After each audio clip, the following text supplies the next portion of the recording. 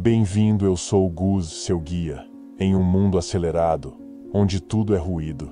Aqui, você vai desacelerar. Neste canal, cada vídeo é um convite para caminhar pelas trilhas da sabedoria antiga. Ouvir histórias que atravessaram séculos, refletir com pensadores que ousaram questionar tudo. Aqui, a filosofia não é apenas teoria, é experiência. A cada episódio, você mergulha em ideias que aquietam a mente e despertam o pensamento. Prepare-se para ouvir com calma, pensar sem pressa e sentir a filosofia como ela sempre foi, humana, profunda e viva. Atenas, século V a.C. O sol banha as colunas brancas do Partenon, e a cidade pulsa como o coração intelectual do mundo antigo. É o auge da democracia ateniense, um tempo em que a palavra se ergue como arma e escudo. Nas praças e mercados, um novo tipo de mestre ganha fama e fortuna: os sofistas. Eles são estrangeiros, vindos das mais diversas regiões da Grécia, e dominam como poucos a arte do discurso, da retórica, do convencimento. Os sofistas oferecem um serviço inédito. Ensinam a falar bem, a argumentar, a vencer debates, e tudo isso tem um preço. Em troca de moedas, eles prometem a jovens ambiciosos o segredo do sucesso público. Não interessa tanto se a causa é justa. O que importa é saber defendê-la. O saber torna-se mercadoria, algo a ser comprado, vendido, negociado. Neste cenário fervilhante, surge a figura singular de Sócrates. Velho, de feições rudes, sem sapatos, indiferente à riqueza ou à fama, ele caminha pelas mesmas ruas. Mas sua atitude é outra. Sócrates não vende saber, nem promete fórmulas fáceis para a vitória. Ao contrário, coloca tudo em questão, faz perguntas incômodas, desafia certezas, recusa-se a aceitar verdades prontas. O contraste é flagrante. De um lado, os sofistas, mestres do discurso, hábeis em fazer do saber um instrumento de poder e prestígio.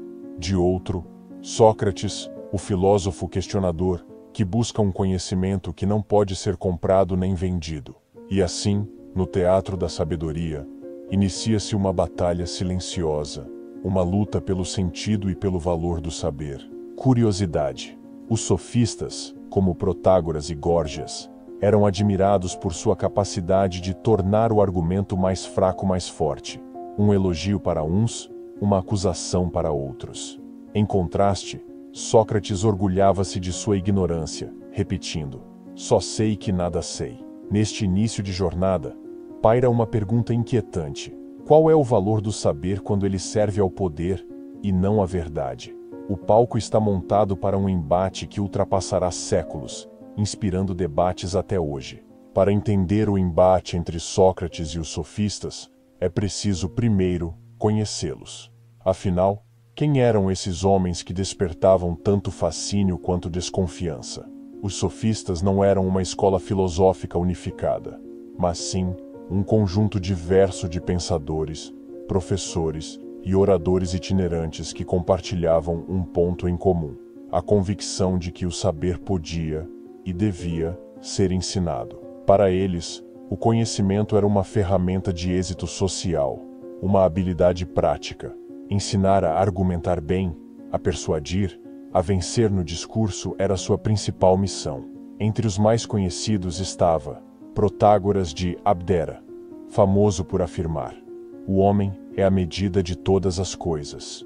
Com isso, ele queria dizer que não há verdade absoluta, apenas interpretações relativas ao ponto de vista humano. Outra figura central foi Górgias de Leontinos, que ousou declarar: "Nada existe. Se existisse, não poderia ser conhecido.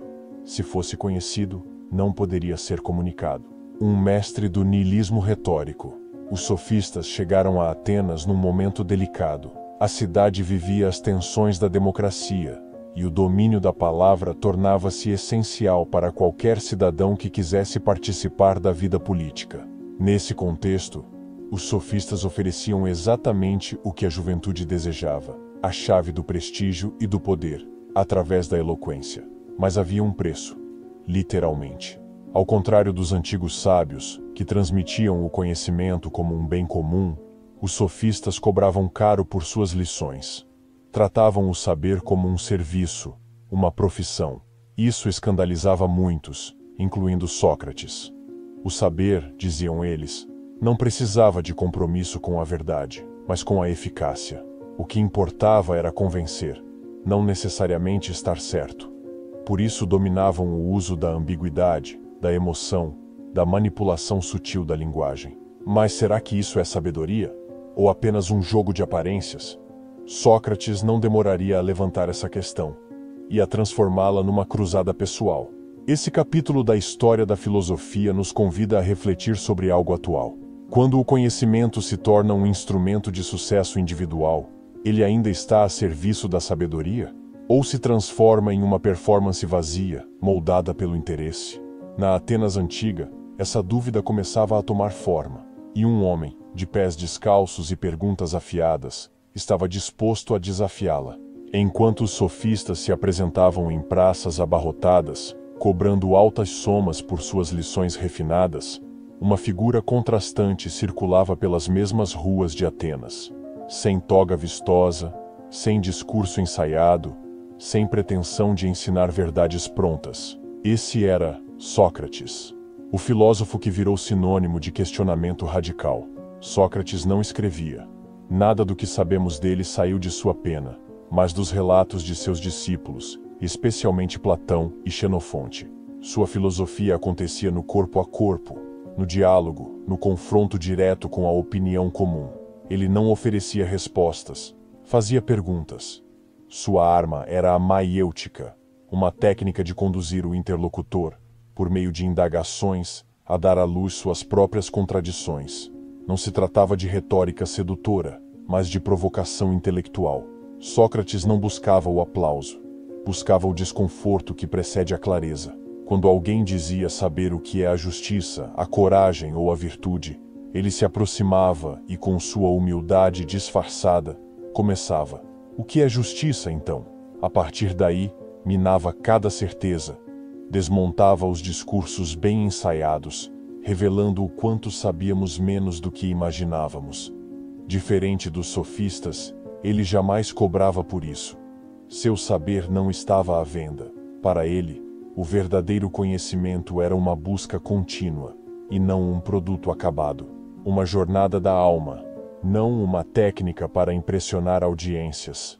Sócrates acreditava que o saber verdadeiro era inseparável da virtude. Saber, para ele, era um caminho para viver melhor, para se tornar mais justo, mais humano.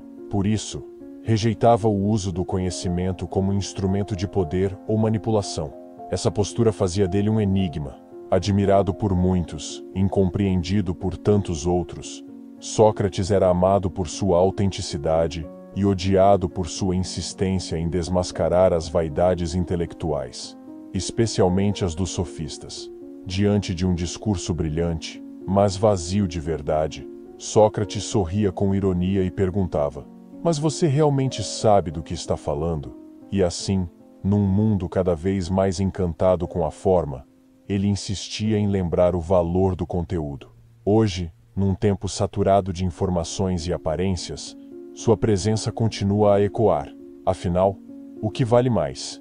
Falar bem ou pensar com profundidade? Convencer ou compreender?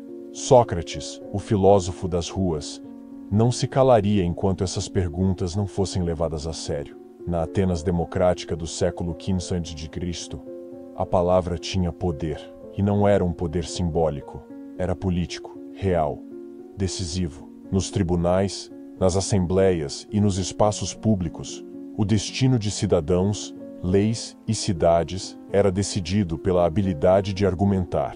Quem falava bem, governava. Quem convencia, vencia. Os sofistas dominaram esse cenário como ninguém. Para eles, a retórica era uma arte refinada, uma técnica capaz de moldar opiniões, manipular emoções e criar realidades. Suas lições ensinavam não apenas o uso adequado das palavras, mas também como explorar as fraquezas do adversário, como montar discursos persuasivos, mesmo quando o conteúdo era frágil ou duvidoso.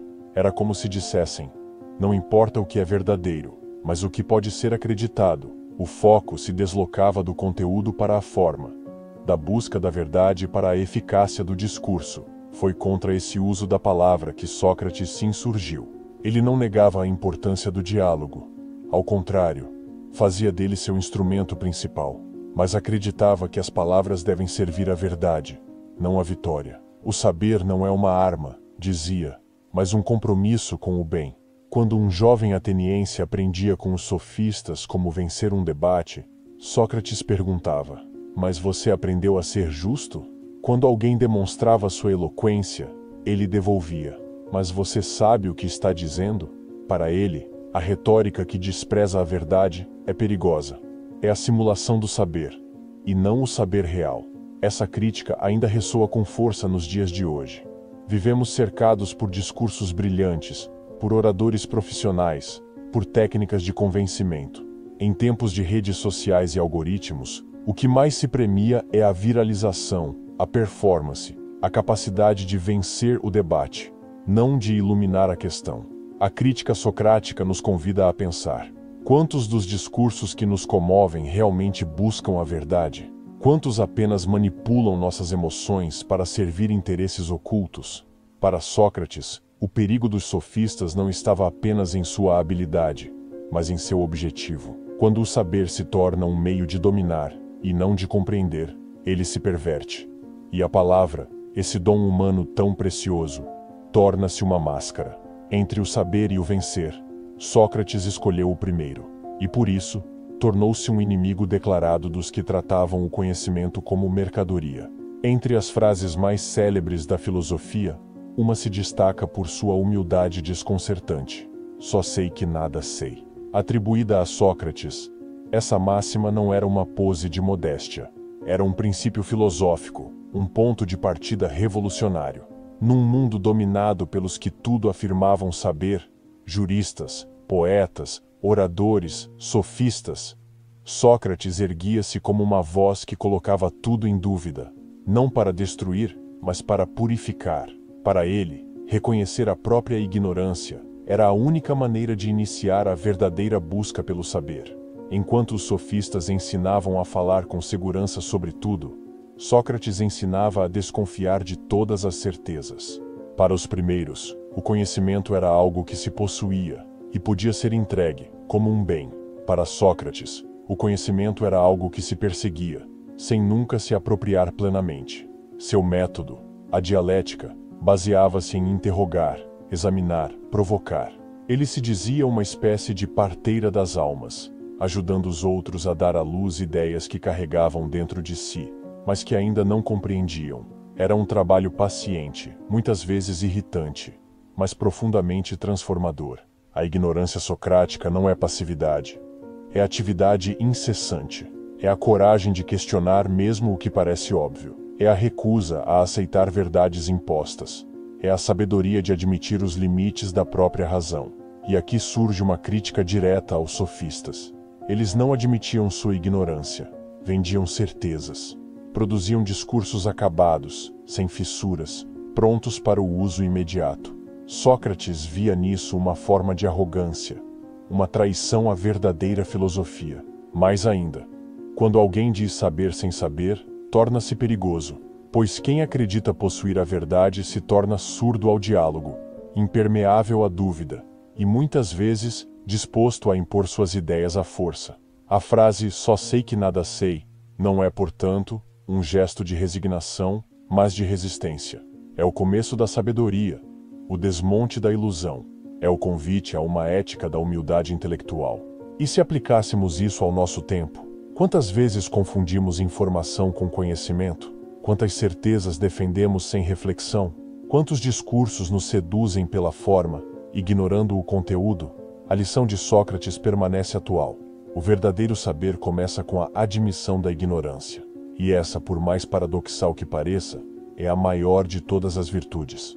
No centro da filosofia socrática, dois conceitos se entrelaçam de forma indissociável: justiça e verdade. Para Sócrates, não há saber verdadeiro que não leve a uma vida justa, e não há justiça legítima que se apoie em mentiras, por mais convincentes que sejam. Essa visão o colocava em rota direta de colisão com os sofistas.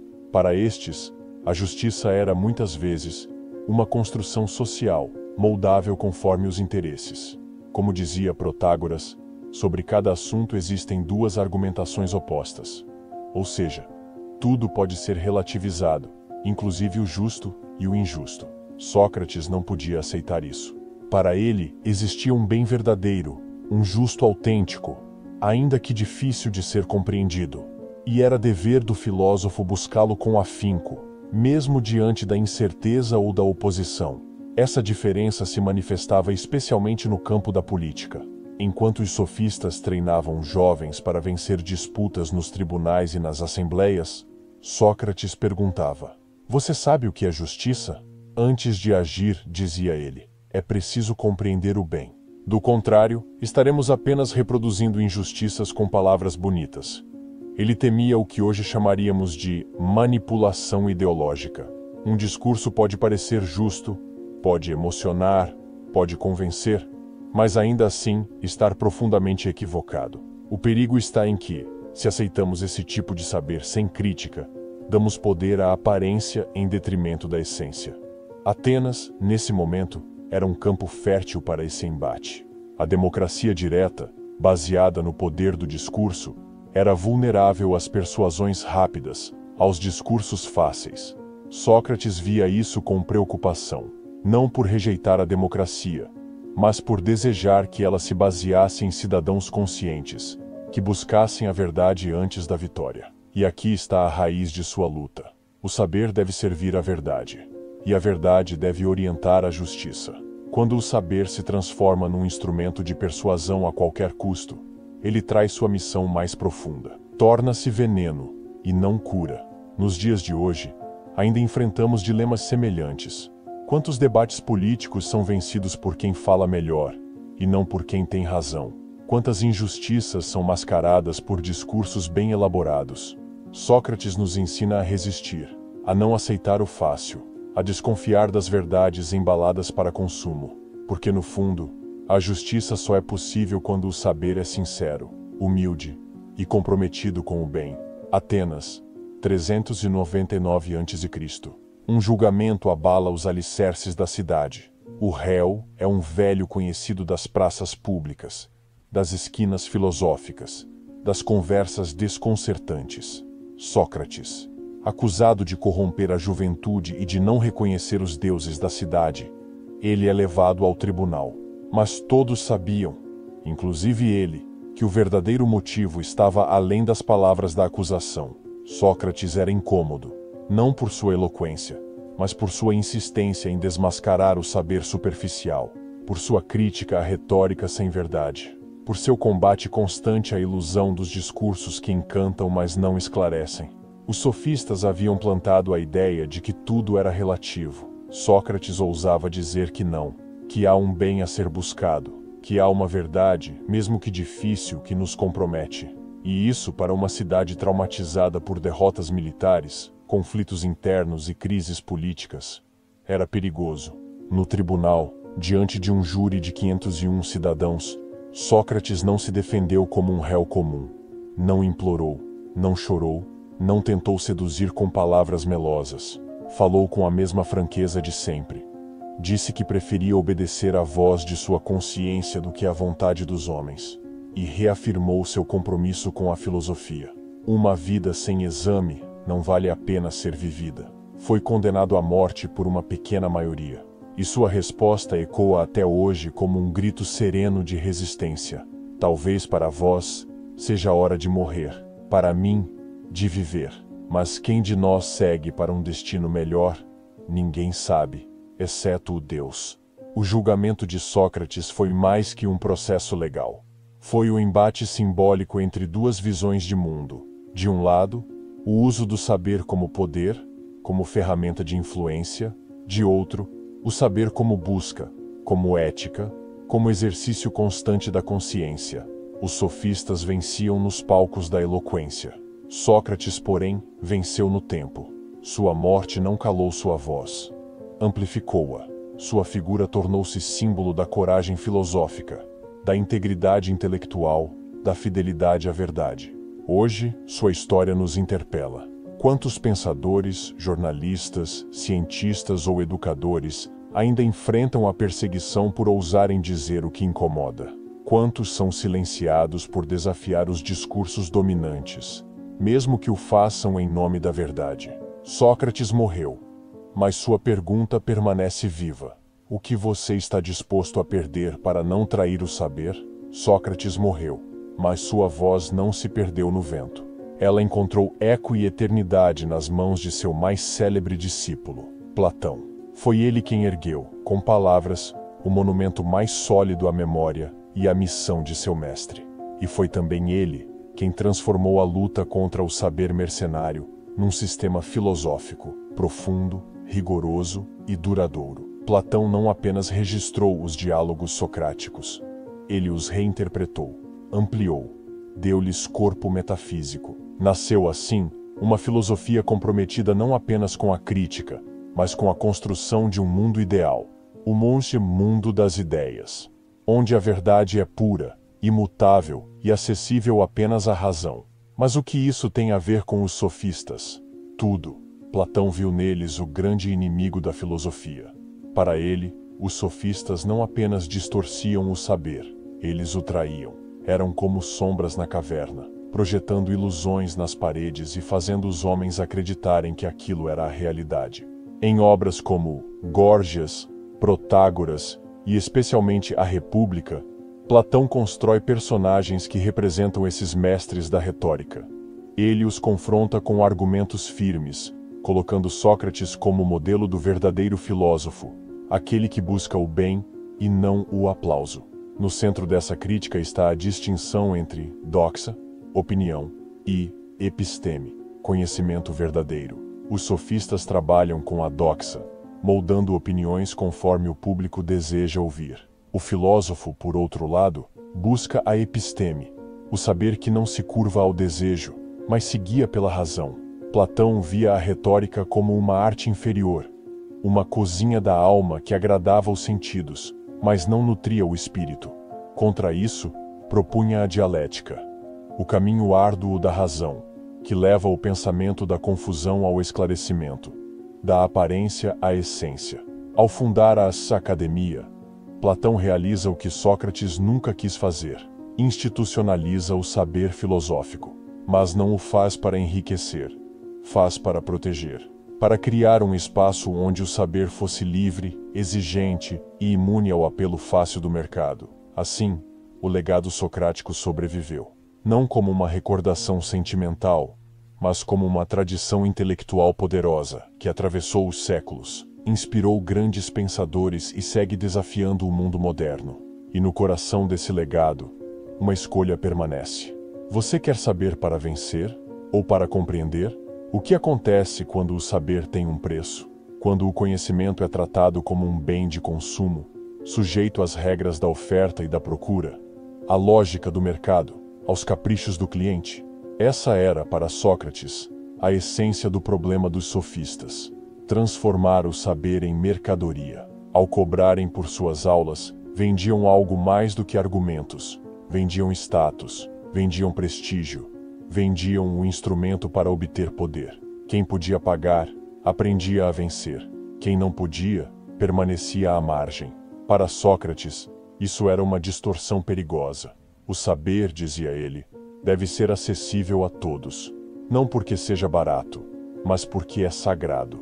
Não se trata de um produto a ser entregue, mas de um caminho a ser trilhado, e um caminho que exige esforço, reflexão, coragem, não moedas. Ele próprio nunca cobrou por suas conversas.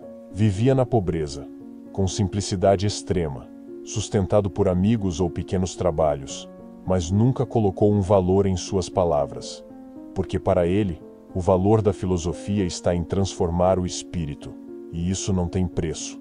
Mas há uma nuance importante. Sócrates não condenava o ensino pago em si. O que ele criticava era a falsificação do saber, ensinar retórica sem ética, ensinar como vencer sem ensinar por quê, ou se vale a pena vencer. Isso, para ele, era prostituir o intelecto. Na lógica dos sofistas, O cliente tem sempre razão. Na lógica socrática, a verdade tem sempre razão. São visões incompatíveis. Essa tensão ressurge em muitos momentos da história. E também hoje. O mercado de cursos, coachings, mentores, consultores, muitas vezes se vende saber como se vende um produto de marketing. Palestras que emocionam, slogans que inspiram. Mas, há sabedoria nisso? Ou apenas sedução? O saber verdadeiro é exigente. Ele nos confronta, nos tira da zona de conforto. Não é sempre agradável. Por isso, não vende tão bem. Sócrates nos convida a perguntar: quando pagamos por um saber, estamos comprando verdade, ou apenas conforto intelectual? Estamos buscando clareza, ou apenas reforço para nossas certezas? O saber tem valor, mas quando tem preço, ele corre o risco de se tornar uma sombra daquilo que deveria ser. Séculos se passaram desde que Sócrates caminhava descalço pelas ruas de Atenas, fazendo perguntas que incomodavam mais do que respondiam. Mas sua luta contra o saber mercenário continua atual, talvez mais do que nunca. Hoje vivemos a era da informação. Tudo está a um clique de distância. Dados, discursos, opiniões, tutoriais, certezas. Mas será que isso é conhecimento? Ou apenas ruído? Será que, em meio a tanto conteúdo, ainda conseguimos distinguir sabedoria de performance? As redes sociais, os algoritmos, os influenciadores, todos criam uma nova espécie de sofista, o produtor de discurso que busca engajamento, não verdade. O que vale é a aparência de autoridade, a retórica que atrai, o carisma que convence. A forma é mais importante que o conteúdo. O impacto importa mais do que a profundidade. Sócrates nos ensinaria a fazer pausa, a desconfiar, a perguntar: por que estou acreditando nisso? Ele não nos pediria para recusar o saber, mas para interrogá-lo, para não aceitar qualquer voz como guia só porque fala bonito, para examinar, com honestidade, a origem e o propósito do que ouvimos. O combate entre filosofia e sofística nunca terminou. Ele se recria em cada geração, está presente nas salas de aula, nos debates políticos, nas decisões éticas, nas escolhas cotidianas. Toda vez que alguém prefere o discurso fácil à reflexão difícil, o sofista vence. Toda vez que alguém busca a verdade com humildade e coragem, Sócrates ressurge. Há também uma dimensão ética nisso tudo. O saber que não transforma é oco. O saber que não dialoga é autoritário. O saber que se vende para servir ao poder perde sua essência. E é nesse sentido que a pergunta socrática permanece urgente. Para que serve o saber, afinal? Será que queremos conhecer para crescer como seres humanos? Ou para vencer debates e acumular prestígio? Estamos dispostos a pagar o preço da verdade? Ou só queremos colecionar discursos bonitos? A resposta não está num livro, nem numa fórmula. Está em cada um de nós, nas escolhas que fazemos diante da complexidade do mundo. Porque, como dizia o próprio Sócrates, o maior bem do homem é conversar todos os dias sobre a virtude e os outros assuntos sobre os quais me ouvistes falar, examinando a mim mesmo e aos outros, e que uma vida sem exame não vale a pena ser vivida. O tribunal silenciou Sócrates. A cicuta apagou sua voz. Mas o que nasceu desse silêncio foi mais eloquente do que qualquer discurso. Uma tradição de inquietação, de coragem intelectual, de fidelidade à verdade que resiste ao tempo. A luta contra o saber mercenário não é apenas uma batalha filosófica, é uma postura diante da vida. É escolher a integridade em vez do aplauso, a profundidade em vez da conveniência, o questionamento em vez da acomodação. Sócrates não odiava os sofistas. Ele os via como sintomas de um problema mais profundo, a tentação humana de confundir aparência com essência, discurso com verdade, saber com poder. E por isso, sua crítica é tão atual, porque essas tentações continuam à nossa volta, vestidas com novas roupagens. Hoje, talvez mais do que nunca, precisamos reaprender a arte de perguntar, de dialogar sem pressa, de aceitar que não sabemos tudo, e que isso não é fraqueza, mas força, de desconfiar dos que vendem certezas embaladas, e valorizar os que, com humildade, nos convidam a pensar juntos. Sócrates não escreveu livros, não fundou escolas, não formou discípulos no sentido convencional, mas deixou algo maior. Um exemplo, uma chama que ainda arde nas mentes que se recusam a aceitar o saber como performance, que preferem a verdade silenciosa ao grito vazio. E se há uma herança que ele nos legou, é esta: o saber verdadeiro é gratuito. Não porque não tenha valor, mas porque seu valor é tão alto que não pode ser medido em moedas. Numa época em que se paga por visibilidade, por influência, por autoridade aparente, lembrar disso é um ato de resistência. É manter vivo o espírito socrático, aquele que caminha contra o fluxo, que enfrenta o desconforto da dúvida e que prefere morrer a trair a verdade. Sócrates não venceu na arena dos homens, mas triunfou na memória dos sábios. E isso, talvez, seja o maior ensinamento. A sabedoria não pertence a quem a compra, mas a quem a honra. Se você chegou até aqui, meu sincero agradecimento. Que as palavras de hoje tenham tocado algo dentro de você, ainda que seja uma dúvida, uma pausa ou um simples silêncio. Neste caminho que é a filosofia, não buscamos respostas prontas, mas sim o hábito de pensar, de sentir e de olhar para o mundo com olhos mais atentos. Se essa jornada fez sentido para você, considere se inscrever no canal e deixar sua presença nos comentários. Até o próximo vídeo, onde continuaremos trilhando, juntos, o caminho de Heráclito. Paz no pensamento, clareza na alma e silêncio quando for preciso.